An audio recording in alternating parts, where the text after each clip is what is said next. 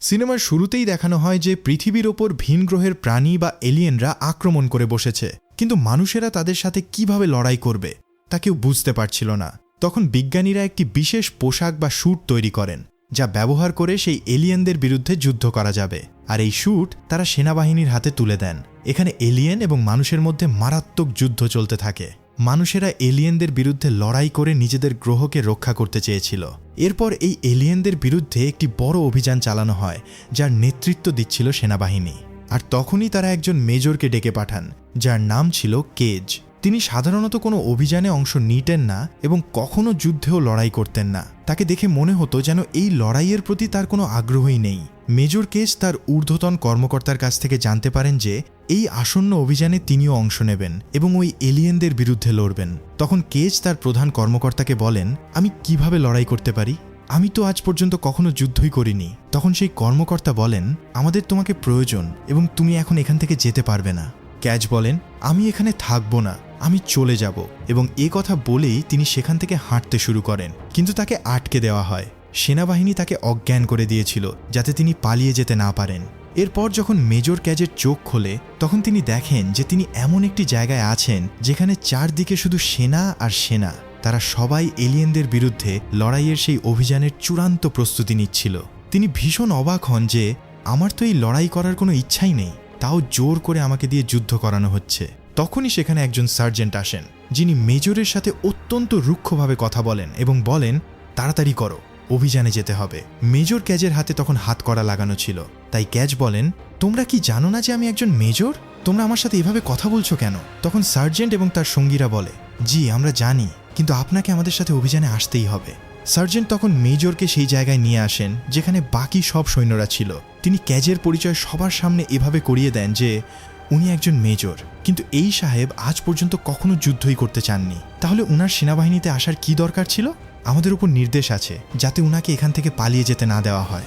বলা যায় না কখন উনি এখান থেকে পালিয়ে যান। এরপর তারা সবাই প্রস্তুতি নিতে শুরু করে, কারণ অভিযান শুরু হতে যাচ্ছিল। মেজর কেজকেও সেই বিশেষ স্যুটটি পরানো হয় যা বিজ্ঞানীরা তৈরি করেছিলেন। ওই স্যুটটি ছিল অত্যন্ত উন্নত প্রযুক্তির, যা ব্যবহার করে এলিয়েনদের সাথে লড়াই করা অনেক সহজ হয়ে যেত। কিন্তু এখানে মুশকিল ব্যাপার হলো, মেজর ক্যাজ এটি কিভাবে ব্যবহার করতে হয় তা পর্যন্ত জানতেন না। তাই তিনি সবাইকে জিজ্ঞেস করতে থাকেন, আমি এটা দিয়ে কি করব? আমাকে অন্তত বলো এটা কিভাবে চালাতে হয়। তখন তারা বলে, তুমি ওখানে যাও, নিজেই শিখে যাবে। এরপর তারা সবাই সেই যুদ্ধক্ষেত্রে পৌঁছে যায় যেখানে এলিয়েনরা আক্রমণ করেছিল।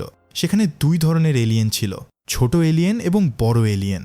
ছোট এলিয়েনগুলো ছিল লাল রঙের আর বড়গুলো ছিল নীল রঙের। এরপর সব সৈন্যরা তাদের সাথে লড়াই করতে শুরু করে, কিন্তু তখনই একটি বড় এলিয়েন মেজর ক্যাজের দিকেও তেড়ে আসে তার উপর আক্রমণ করার জন্য। যেহেতু ক্যাজ লড়াই করতে জানতেন না, তাই তিনি পাশে পড়ে থাকা একটি বোমা তুলে নেন এবং নিজের ওপর রেখে দেন যাতে সেটি বিস্ফোরিত হয়। আর সেই বিস্ফোরণে ক্যাজ নিজেও মারা যান এবং সেই এলিয়েনটিও। কিন্তু এখানে একটি অদ্ভুত ঘটনা ঘটে। সেই বড় এলিয়েনটির কিছুটা রক্ত ক্যাজের শরীরের ওপর এসে পড়ে। এমনটা হতেই ক্যাজ একদিন আগের সময় ফিরে যান, অর্থাৎ অতীতে, ঠিক একদিন আগে যখন তার জ্ঞান ফিরেছিল সেই মুহূর্তে। এখানেও যখন তার জ্ঞান ফেরে, তখন তার মনে হয় যে এটা হয়তো তার কোনো স্বপ্ন ছিল এবং বাস্তবে এমন কিছুই ঘটেনি। কিন্তু ধীরে ধীরে সবকিছু ঠিক সেভাবেই ঘটতে থাকে যেভাবে তিনি আগে অভিজ্ঞতা করেছিলেন। তখন তিনি বুঝতে পারেন যে জীবন হয়তো তাকে দ্বিতীয় একটি সুযোগ দিয়েছে। এরপর তারা সবাই মিলে আবার সেই একই জায়গায় যায় যেখানে এই অভিযানটি হওয়ার কথা ছিল। আর আজ মেজর ক্যাজ আবারও সেই এলিয়েনটির হাতেই মারা যান, অর্থাৎ পুরো ঘটনাটির পুনরাবৃত্তি ঘটল। এরপর ক্যাজের আবারও ঠিক সেই জায়গায় জ্ঞান ফেরে যেখান থেকে তিনি প্রথমবার উঠেছিলেন। তার মানে সবকিছু আবার নতুন করে ঘটতে যাচ্ছিল। ক্যাজ কিছুতেই বুঝতে পারছিলেন না যে এমনটা কেন হচ্ছে। এরপর এই কথা কেজ গিয়ে বাকি সব সৈন্যদের বলেন, কিন্তু তারা তার কথা নিয়ে মজা উড়িয়ে বলে, তুমি এখান থেকে পালাতে চাইছো তাই না? সেই জন্য আমাদেরও তোমার কথায় ফাঁসাচ্ছ। সব বাদ দাও আর আমাদের সাথে লড়াই করতে এসো। এরপর আমরা দেখতে পাই যে সেই যুদ্ধক্ষেত্রে পৌঁছানো মাত্রই কেজের চোখে একটি মেয়ে পড়ে, যার নাম ছিল সারা। আর ইনিও এই সিনেমার প্রধান চরিত্র।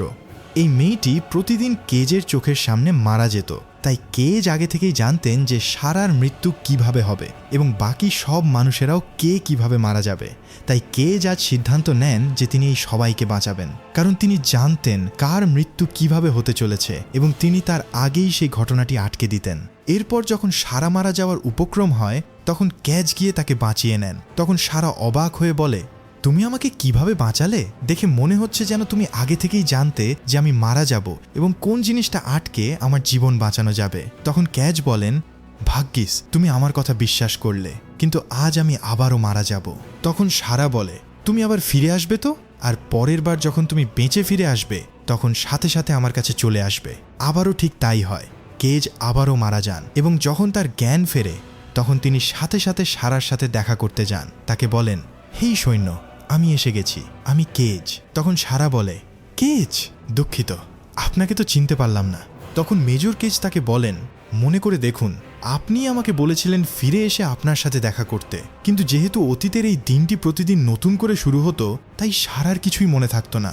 তিনি সারাকে বলেন, আমি জানি তুমি আজও জানো যে আমি মারা যাব এবং আবার বেঁচে উঠব, কিন্তু শুধু তুমিই কেন আমার কথা বিশ্বাস করছো, বাকি আর কেউ কেন করছে না? তখন সারা বলে, এমন ঘটনা আমার সাথেও ঘটেছে। সারা আরও বলে, এসো ক্যাজ, আমি তোমাকে একজন ডাক্তারের কাছে নিয়ে যাই। এরপর তারা দুজন মিলে সেই ডাক্তারের কাছে যান, যিনি তাদের জানান যে এলিয়েনদের বিরুদ্ধে আপনারা লড়াই করছেন তারা নিজেরা লড়ছে না, তাদের অন্য কেউ নিয়ন্ত্রণ করছে। তিনি বলেন, এদের পেছনে একজন মাস্টার মাইন্ড বা মূল খলনায়ক আছে যে এই সবাইকে নিয়ন্ত্রণ করছে। যে নীল এলিয়েনগুলো আছে তাদের আলফা বলা হয়। এগুলো অত্যন্ত শক্তিশালী এবং তার চেয়েও বেশি অনন্য, অর্থাৎ 1000টা ছোট এলিয়েন তৈরি হওয়ার পর একটি আলফা জন্ম নেয়।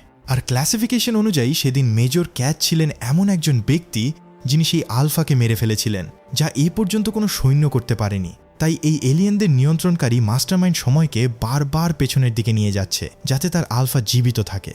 কিন্তু এখন প্রশ্ন উঠছে যে ক্যাজও বারবার জীবিত হচ্ছেন কেন? কারণ আলফার রক্ত ক্যাজের রক্তের সাথে মিশে গেছে। এই কারণে ক্যাজের সাথেও ঠিক তাই হচ্ছে যে তিনি বারবার বেঁচে উঠছেন।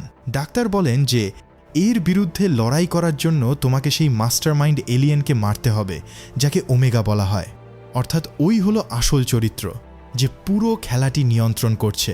তিনি আরও বলেন, ওমেগার নিজের ক্ষমতা ফেরত চাই, যা এখন ক্যাজের কাছে চলে গেছে, আর সেই ক্ষমতা কেড়ে নেওয়ার জন্য কেজকে মারতে হবে না, বলকি ক্যাজের রক্ত ঝরাতে হবে। যখনই ক্যাজের শরীর থেকে রক্ত ঝরে যাবে তার এই সময় চক্রের ক্ষমতা শেষ হয়ে যাবে এবং সে আর দ্বিতীয়বার বেঁচে উঠতে পারবে না। এরপর ডাক্তার তাদের বলেন, তোমাদের ওমেগাকে খুঁজে বের করতে হবে, আর তাকে খোঁজার জন্য তোমাদের এমন একটি যন্ত্র প্রয়োজন যা ওমে অবস্থান ট্র্যাক করতে পারে, আর সেই যন্ত্রটি এই মুহূর্তে সেনাঘাঁটির সদর দপ্তরে রয়েছে। তখন সারা বলে, ঠিক আছে, আমরা যাব এবং সেই যন্ত্রটি নিয়ে আসব। এরপর তারা দুজন মিলে সেই সদর দপ্তরে যান যেখানে যন্ত্রটি ছিল। তারা লুকিয়ে লুকিয়ে সেই অফিসে প্রবেশ করেন যেখানে যন্ত্রটি রাখা ছিল। কেজ সেই যন্ত্রটি তুলে নেন, কিন্তু তখনই সেখানে নিরাপত্তার রক্ষীরা চলে আসে এবং তাদের দিকে বন্দুক তাক করে। কেজ এবং সারা সেখান থেকে পালানোর চেষ্টা করেন। সারা গাড়ি চালাচ্ছিলেন আর কেজ তার পাশে বসেছিলেন। তখনই সেই যন্ত্রটি কেজ নিজের পায়ে লাগিয়ে নেন, যার ফলে তার চোখে ওমেগার অবস্থান ভেসে উঠতে থাকে। তিনি সারাকে বলেন, আমি ওমেগার অবস্থান পেয়ে গেছি, ও এই মুহূর্তে জার্মানিতে একটি বাঁধের কাছাকাছি লুকিয়ে আছে। কিন্তু তখনই সেনাবাহিনীর গাড়িগুলো তাদের পেছনে চলে আসে এবং তাদের উপর আক্রমণ করে, যার ফলে তাদের গাড়ির দুর্ঘটনা ঘটে। এরপর যখন মেজর ক্যাজের চোখ খোলে তখন তিনি দেখেন যে তিনি একটি হাসপাতালে আছেন এবং চিকিৎসকরা তার চিকিৎসা করছেন। ক্যাজ দেখতে পান যে তার শরীরে অন্য রক্ত দেওয়া হচ্ছে। তিনি ডাক্তারকে বলেন, আইকন, এটা বন্ধ করুন, দয়া করে এটা বন্ধ করুন। কিন্তু চিকিৎসকরা তার কথা শোনেন না এবং রক্ত দিয়ে দেন। তখনই সেখানে সারা চলে আসে এবং সেই ডাক্তারদের তাড়িয়ে কেজকে সেখান থেকে উদ্ধার করে। ক্যাজ সারাকে বলেন, এখন অনেক দেরি হয়ে গেছে, ওরা আমার শরীরে রক্ত দিয়ে দিয়েছে এবং আমার শরীর থেকে ওমেগার ক্ষমতা শেষ হয়ে গেছে। এখন আমি যদি এইবার মারা যাই তবে চিরকালের জন্য মারা যাব। সারা বলে, কোনো ব্যাপার না ক্যাজ, কিন্তু আমাদের এই পৃথিবীকে বাঁচাতে হবে। এরপর তারা দুজন সিদ্ধান্ত নেন যে তারা একা যাবেন না, বরং নিজেদের সাথে সেই সৈন্যদেরও নিয়ে যাবেন যাদের সাথে তারা আগে থাকতেন। তারা সেই সব সৈন্যদের কাছে যান এবং তাদের সব সত্য কথা খুলে বলেন। প্রথমে তো সৈন্যরা বিশ্বাস করতে চায় না, কিন্তু যখন সারা তাদের বুঝিয়ে বলেন তখন তারা রাজি হয়ে যায়, কারণ তারা সারাকে অত্যন্ত সম্মান করত। এরপর তারা সবাই একটি হেলিকপ্টারে চড়ে জার্মানির উদ্দেশ্যে রওনা হয়ে যান, যেখানে ওমেগা লুকিয়েছিল। রাস্তার মধ্যে তাদের ওপর অসংখ্য এলিয়েন আক্রমণ করে। এক এক করে সব সৈন্যরা মারা যান, কারণ সেই এলিয়েনদের সংখ্যা ছিল অনেক বেশি। সবশেষে শুধু কেজ এবং সারা বেঁচে থাকেন, যারা সেই বাঁধের কাছাকাছি পৌঁছে যান। সেখানে একটি বিশাল বড় আলফা এলিয়েন দাঁড়িয়েছিল যে ওমেগাকে পাহারা দিচ্ছিল। সারা কেজকে বলে, কেজ, তুমি যাও এবং ওমেগাকে মারো, আমি এই আলফা এলিয়েনটাকে আটকে রাখছি। কেজ বারণ করেন, কিন্তু সারা বলে আমাদের কাছে আর কোনো উপায় নেই। সারা সেই আলফা এলিয়েনটির মনোযোগ নিজের দিকে ঘুরিয়ে নেয় এবং সেই আলফা এলিয়েনটি সারাকে মেরে ফেলে। এখন কেজ একা বেঁচে রইলেন। তিনি জলের নিচে যান যেখানে ওমেগা লুকিয়ে ছিল।